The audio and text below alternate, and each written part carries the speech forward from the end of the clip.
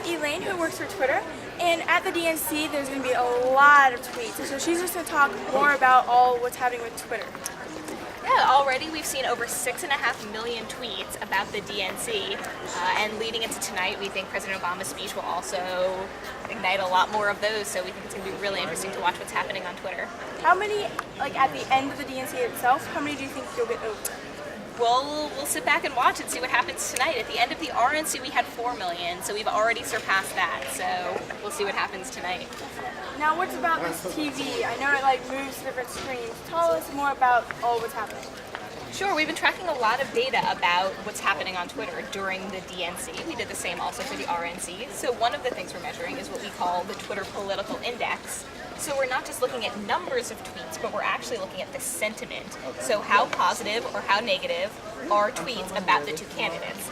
So we can see that tweets about Obama are 50, which is actually right about neutral, but he had a 25% increase yesterday, which suggests that perhaps President Clinton's speech last night really made people feel a bit more positive about President-candidate Obama. And for Governor Romney, we can see his score is 10, which is a bit lower, but that's also been fluctuating as these conventions go on. And we can also look at this data historically. So this is just today, but we can see since the beginning of May how they're doing to see which issues, which announcements, and which moments have really changed the way people feel about the candidates. So most recently, you can see that Mitt Romney had a very large increase during his convention. So being able to tell his message really changed the positive tone of tweets.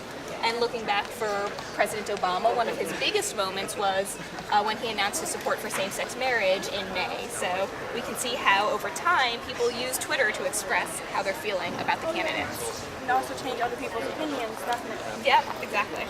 Now, what about during the convention? Do you have a poll for that? So yeah, we've actually been looking every night to see what the biggest moments have been on Twitter.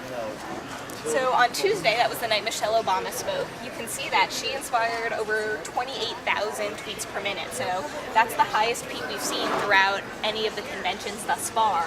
Comparing to last night when President Clinton spoke, he had around 22,000. So again, a great deal of conversation happening here, but so far Michelle Obama has been the highest. I would agree. Her speech was wonderful, I will admit. Now, what are your opinions on the whole Twitter thing? How do you control it all?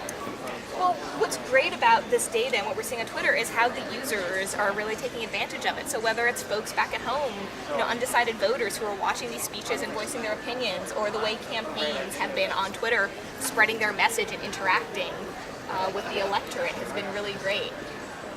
So guys, get on Twitter, tweet that, and hashtag DNC2012. I'm Autumn Chadwick signing off at the Democratic National Convention 2012 in front of the Charlotte Convention Center.